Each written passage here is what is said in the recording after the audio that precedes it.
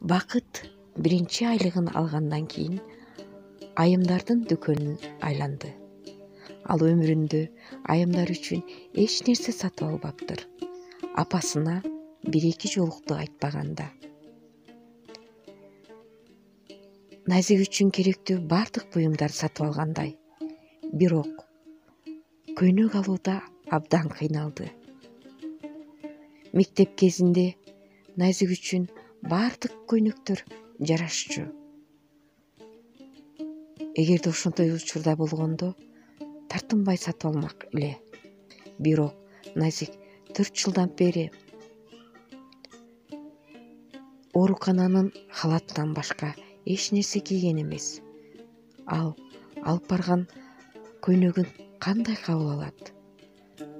Ошондуктан өтө түстүү эмес, ачык эмес, тартынбай алгач кийүүчү жөнөкөй көйнөктү издеди. Ал ак түстөгү көгүлтүр майда гүлдөрү бар көйнөк сатып алды. Ошону менен бирге ак бут кийимди алууга жетишти. Алган буюмдарын баарын жакшынакай кагаз кутуга жайгаштырып, эмнегедир өзүнө баа жеткис нерсе алгансып, кудуңдап, сүйүнүп кайтып келди. Эми бул көбүрөөк буюм болгондуктан Назиктин кандай кабыл алышын билбейт. Ошондуктан аны сүйлөшүп жетекчиге берди да розаларды жакшы карагандыгың үчүн, гүлдөрүң абдан сонун өсүп, баарына жакшы маанай тартуулагандыгы үчүн сени биз ушул буюмдар менен сыйладык деп алып кирип берүүнү суранды.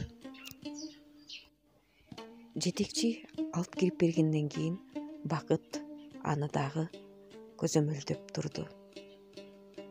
Назик кагаз кутуну акырын ачып,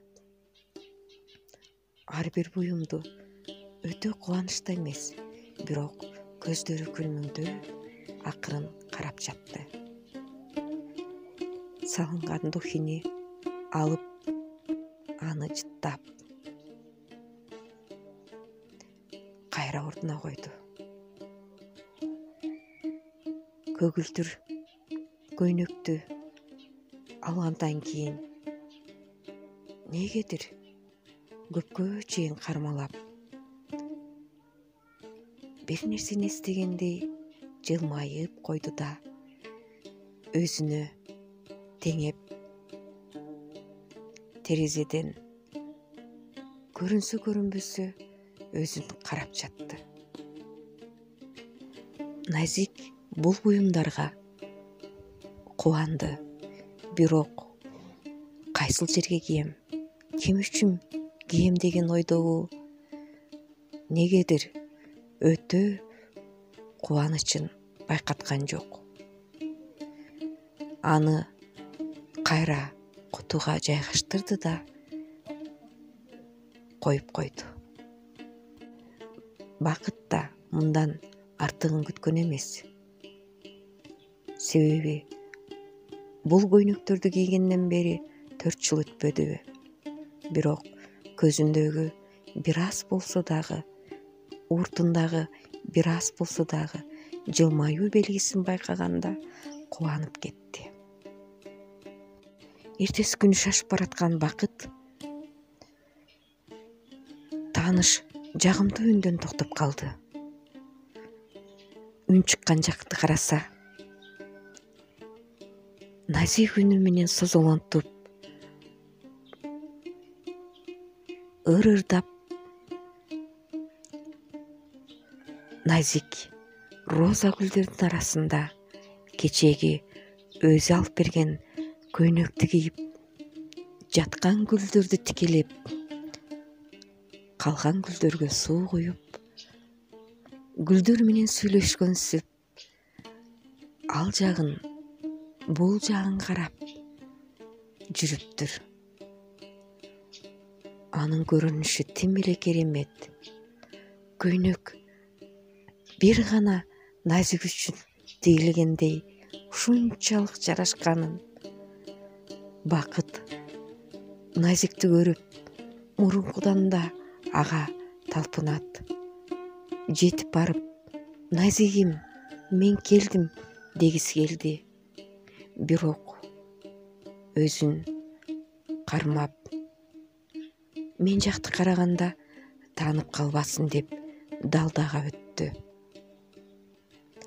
Назиктин мындай аракети жана мурункуга караганда өзгөрүүсү Бакытты абдан кубандырды. Бакыт менен иштеген кесиптештери, жада калса ал жердеги кызматкерлердин бардыгы Бакыттын Назик менен болгон окуясын билгендей. Алар Бакытка абдан ыраазы болушту. Себеби Назик күндөн күнгө оңолуп баратканын сезишти. Бакыт жумуштан бошогондо же бош калганда эле Назиктин бөлмөсүнө же болбосо ал кайсыл жерде болсо дагы аны четтен туруп көзөмөлдөөнү жактырат. Назиктин бөлмөсүнө 4 жылдын ичинде окулбай калган газеталардан, китептерден, аялдар журналдарынан кагаз, ручка, түстүү боектордон киргизип турду. Назик мурункудай ойлонуп турбастан киргизилген ар бир буюмду пайдаланып, газета, журналдарды окуп, кечинде китепти окуп жатууну адат кылды. Назик менен катар туруп сүйлөшүү күндө жакындашып жатканын сезди Бакыт. Бирок баягыдай эле андан сүрдөп айбыгышын сезди. Дос болуп бирге чоңойсо да, болотко караганда Бакыт менен көп деле сүйлөшпөй, аны бир аз теңсинтпегендей жүргөн Назик азыр да ошондой мамиле жасап кое тургандай сезип бир аз чочуйт. Бирок кантсе да Назиктин мурдагыдай жаркылдап, теңсинтпесе да мейли, мурдагыдай Назикке айланышын жүрөгүнүн түпкүрүнөн каалайт.